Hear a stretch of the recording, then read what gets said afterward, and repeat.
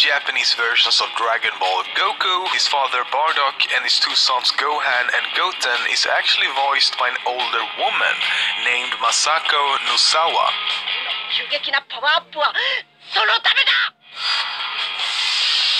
Many of the characters' names are actually a play on English words. Some examples are Kakarot, taken from carrot, Vegeta, simply taken from the first 6 letters of the word vegetable, Raditz from radish, Frieza comes from freezer, Broly from broccoli, Paragus taken from asparagus, and then there's more obvious ones such as trunks, briefs, launch, piano, shield, cooler, and many more.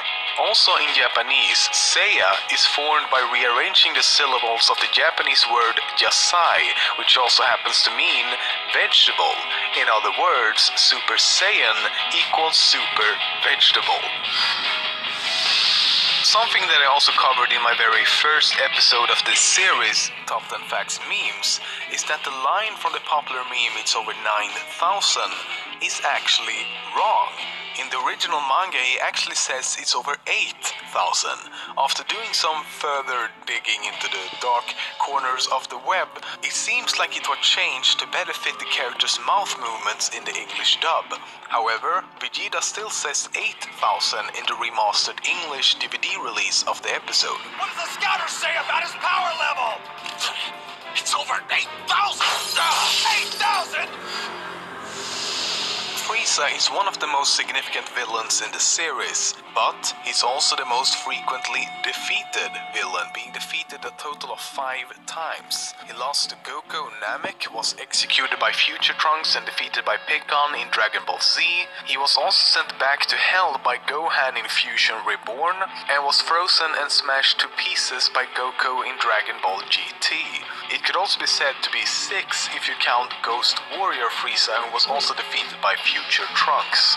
Frieza's fight against Goku is also the longest fight in the Dragon Ball Z anime, spanning 19 episodes. And quite ironically, despite doing everything in his power to make sure that the Super Saiyan would never surface, Frieza actually caused the most Super Saiyan transformations in the series. In one way or another, he caused Goku, Gohan, Bardock, and Broly to become a Super Saiyan.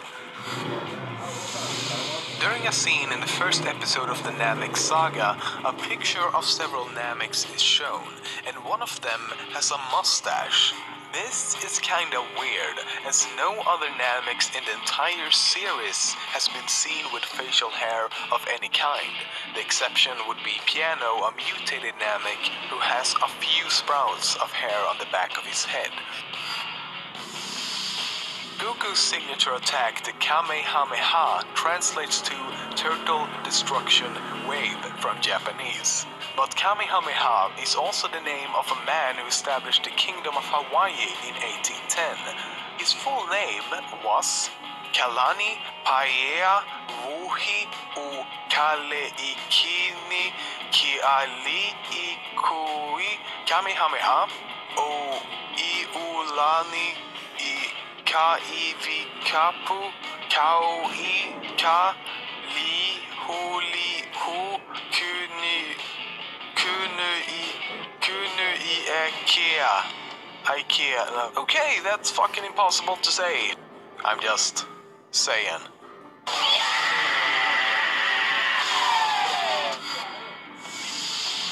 Aside from anime and manga, Dragon Ball is also a very popular video game franchise, especially in Japan.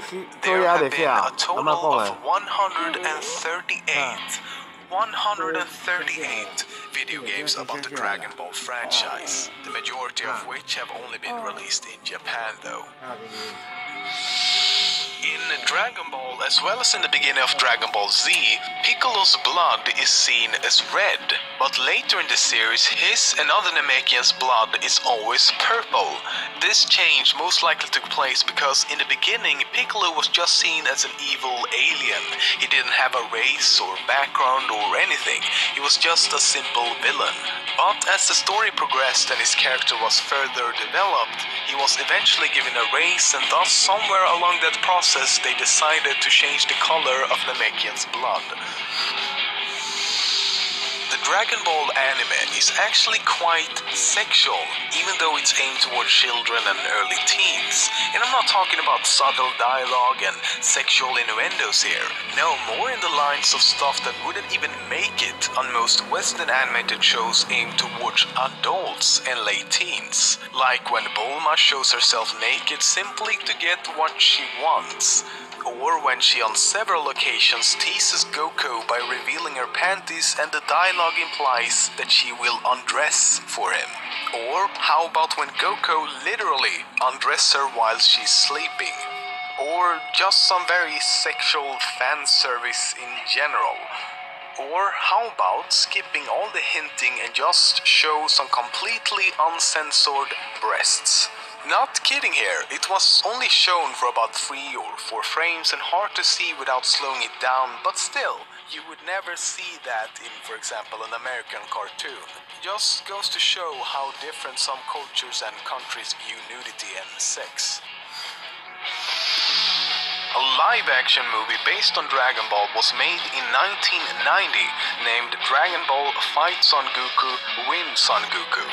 It was a very low-budget, unofficial Korean film based on the manga. A similarly low-budget and unofficial movie was made in Taiwan in 1991 and was called Dragon Ball The Magic Begins. Even so, these two movies are still better than this sorry excuse of a movie released in 2009. It's a movie I wouldn't even want on my list of bad movies. That's how bad it is.